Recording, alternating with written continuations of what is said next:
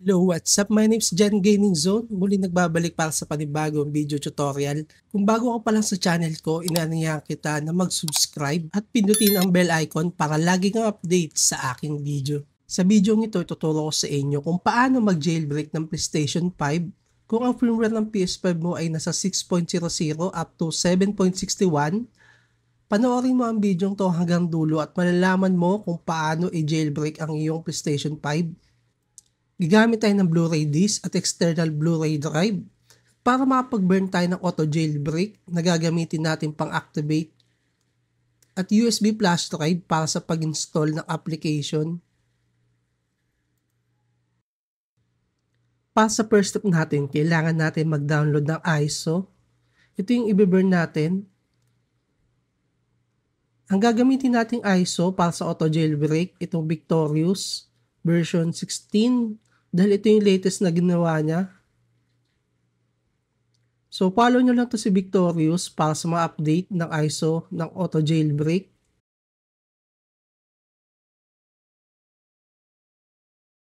Ang next natin, kailangan natin mag-download ng image burn software para sa pag-burn ng auto jailbreak ISO na dinownload natin. Type nyo lang img burn. Click lang natin to.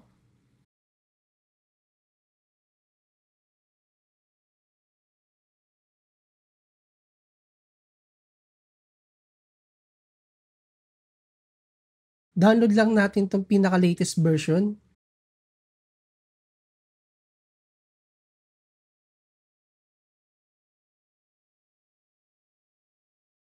Kahit ano naman dito pwede, click nyo lang.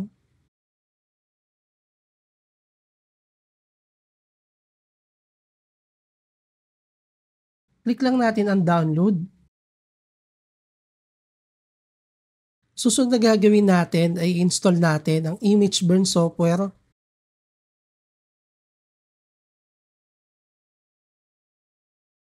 Install lang natin ang image burn.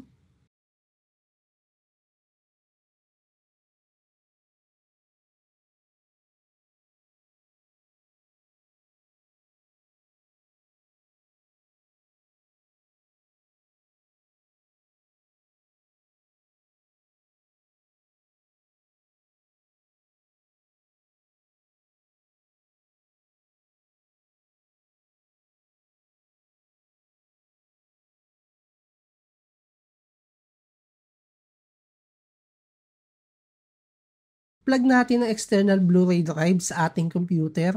At ilagay natin ang Blu-ray disc sa ating external Blu-ray drive.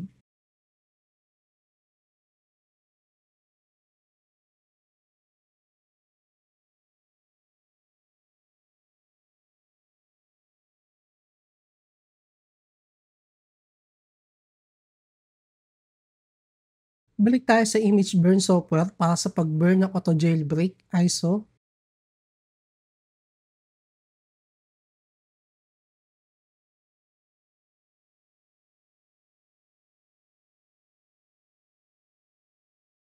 Click lang natin tong right image file. Click lang natin tong source at hanapin natin kung saan nakalocate ang auto jailbreak ISO na i-burn natin.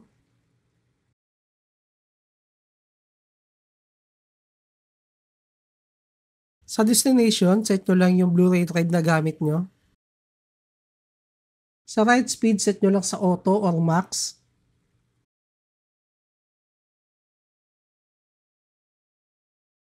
Click lang natin to para sa pag-burn.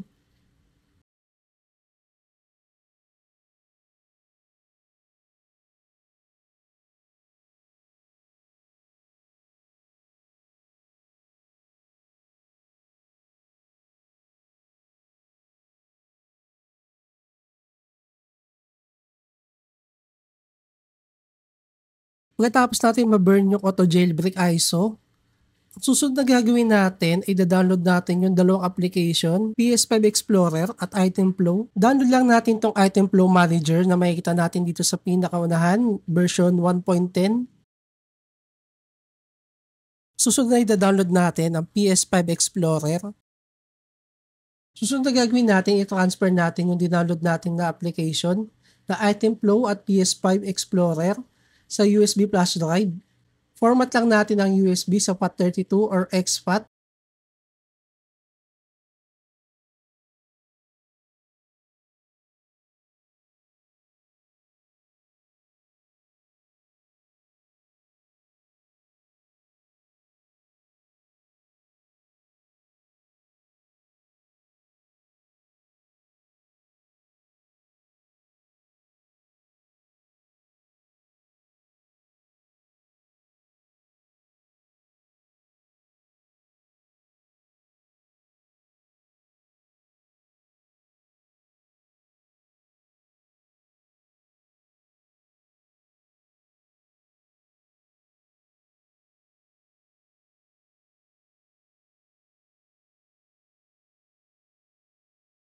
Pagkatapos proceed tayo sa PS5, insert natin yung auto jailbreak disk na binerd natin.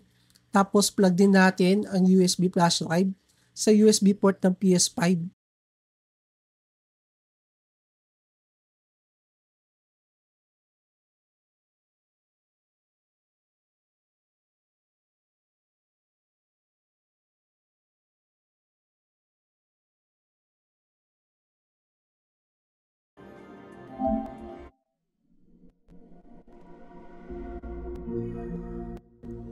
Pakita ko lang muna sa inyo kung paano malaman ang firmware ng PlayStation 5. Punta lang tayo sa setting, itanapin natin ang system.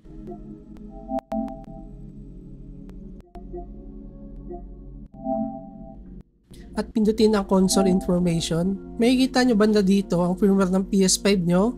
Kagaya na makikita nyo, 7.61. Yan ang firmware ng PS5 ko. Hindi na natin kailangan ng internet para sa pag-activate ng jailbreak dahil ang gamit nating ISO ay version 16. Punta lang tayo sa media at makikita natin ang auto jailbreak na binerd natin. Then i-launch natin yung auto jailbreak.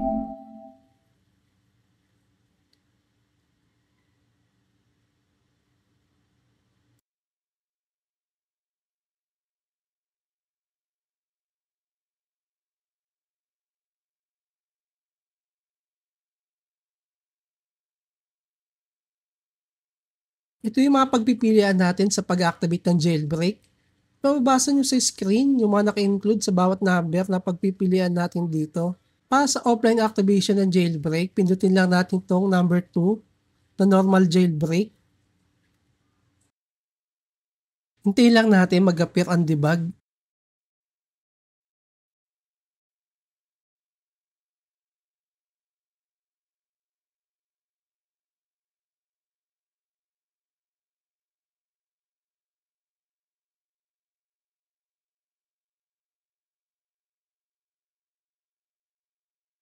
After ng debug, hintayin lang natin mag-close yung displayer.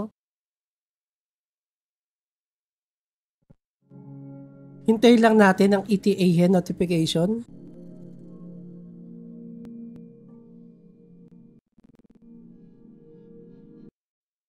Kapag nag-pop up sa notification ang ETA hen to 1.b or any version ng hen na mas updated na dito, so ibig sabihin successful na ang pag-jailbreak natin.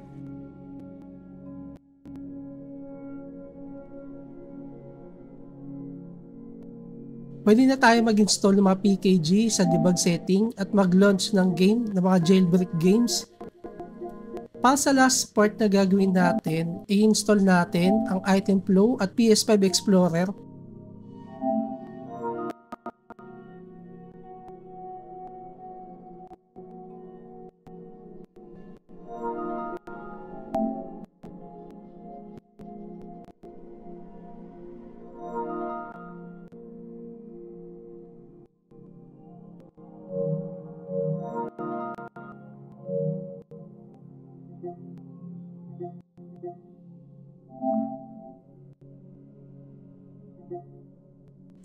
Itong item flow, ang purpose nito ay para mapag-play tayo ng mga PS5 games sa internal or external HDD or SSD. Kung may mga games tayo sa external HDD or SSD, pwede natin i-move or i-copy sa system storage. ng PS5.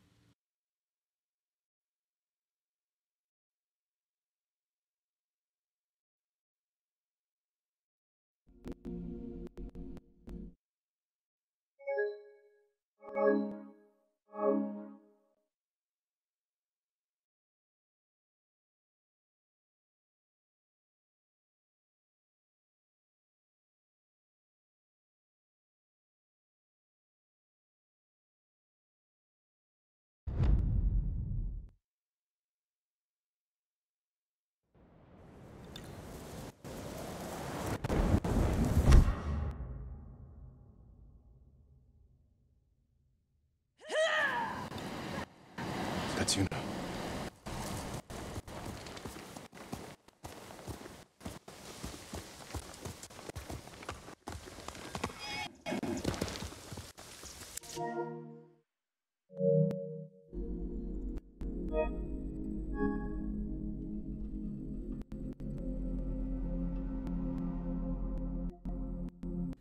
Itong PS5 Explorer ay file manager. Pwede natin ma-view yung mga files sa internal storage or external.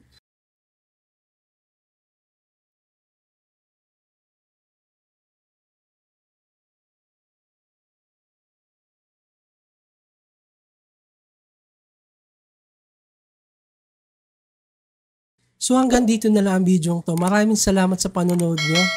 Pakisuportahan naman ang aking YouTube channel para sa mga ganitong tutorial. Maraming salamat.